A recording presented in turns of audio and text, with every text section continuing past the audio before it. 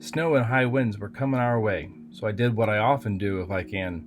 I planned on going camping somewhere.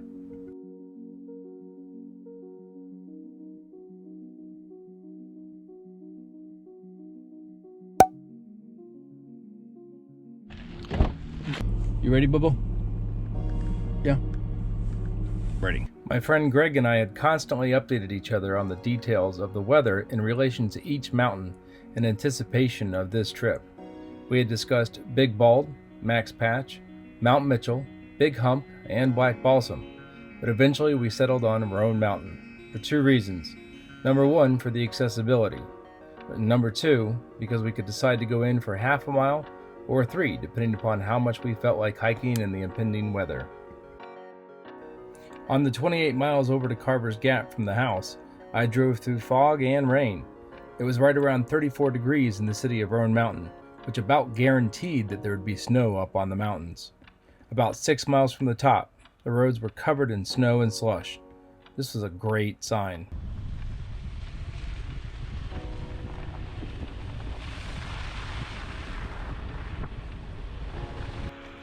Greg arrived a little earlier than both of us had anticipated, so he was packed and ready to go when I got there.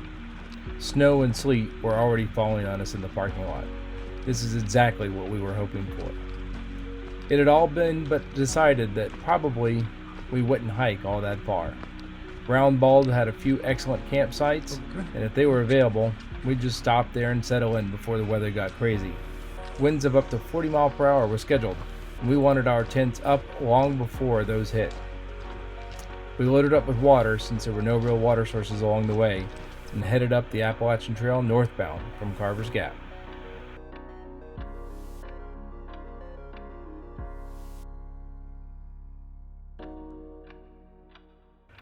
Deciding to set up before we took a look around, we got right to making camp. Greg set up his tent with the back of it to the trees to block a little of the wind, while I set up my four-season tent mostly in the open. Call it a little challenge to the elements, but I felt comfortable that this tent could handle about anything it was going to be thrown at it.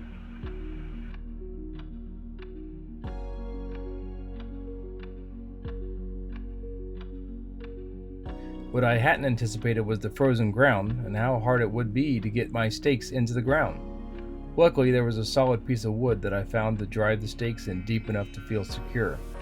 Of course, it was only getting colder through the night, and the frozen ground, along with cold fingers, would cause me to not only rip a guy line, but also to leave 2 stakes embedded in the frozen earth the next morning while packing up.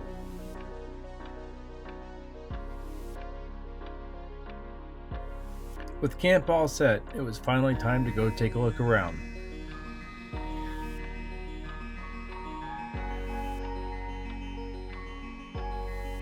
There really was only a few inches on the ground, but this was the most snow we had seen this winter so far, and we were glad to be able to play in it.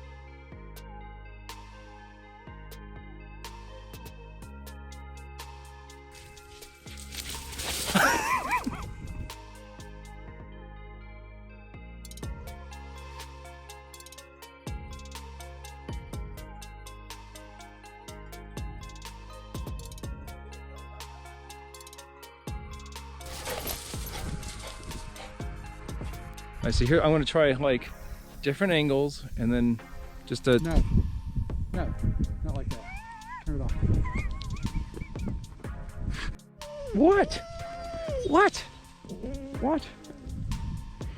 What are you doing? Huh?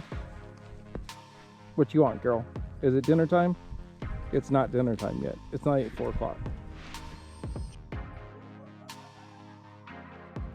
I think you can guess how long this look took me to cave in and go ahead and feed her.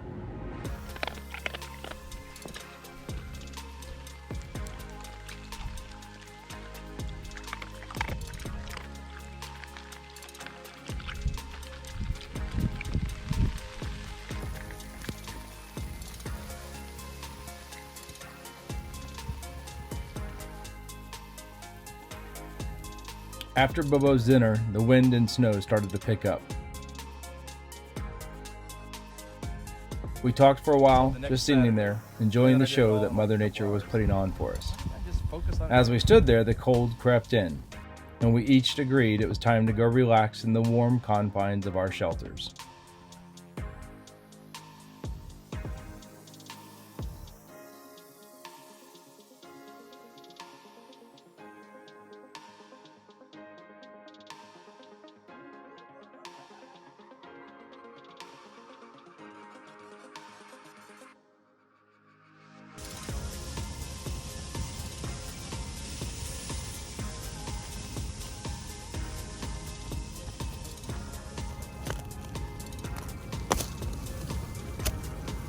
I started my nightly tradition of making a nice hot tea for the night. Bobo snuggled up and went to sleep immediately.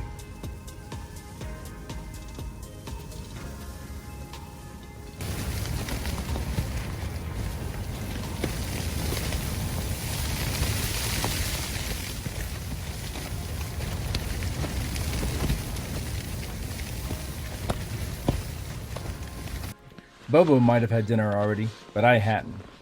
And when conditions are like this, I often go with a cold dinner. This really means I just eat bars in place of any traditional dinner. And sometimes, I even share my meal. The morning came and the glow of the sun started to appear over Grassy Ridge Bald in the distance. This meant that we had to get out of our tents to fully enjoy the morning sunrise.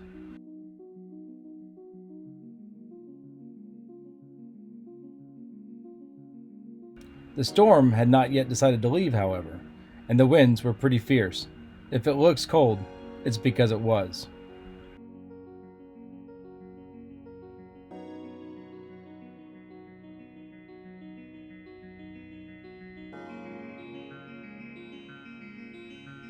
To record this, I would hold the camera with one hand while the other was double gloved and shoved deep in a pocket, trying to warm up.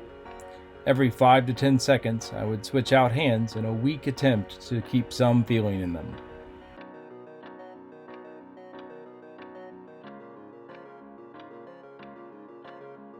While I wanted to stay and enjoy the view forever, I knew that I wasn't about to get any warmer, and that my gear wouldn't pack itself. Greg and I lingered as long as possible, and we took several last looks around.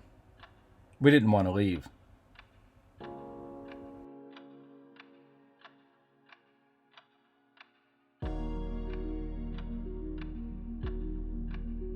My core was nice and warm with the multitude of layers I had on. The ski pants I wore kept my bottoms warm, even if they were the biggest pain in the butt to put on over top of my hiking pants.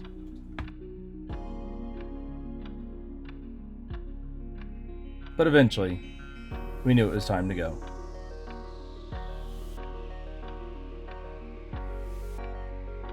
I wasn't looking forward to packing up my gear in this wind and cold.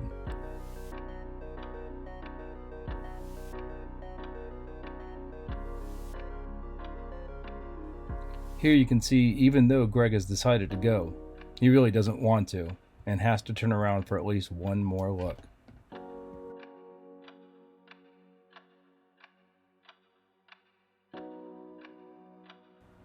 We successfully packed up our gear, well, except for a few tent stakes that were permanently embedded in the ground. It's hard to describe the feeling I get when in places and conditions like these. There are feelings of calm, awe, and respect, also of belonging, like it's calling for you to stay. Maybe this is the call of the siren that pulls me to my death, but it's impossible not to hear it.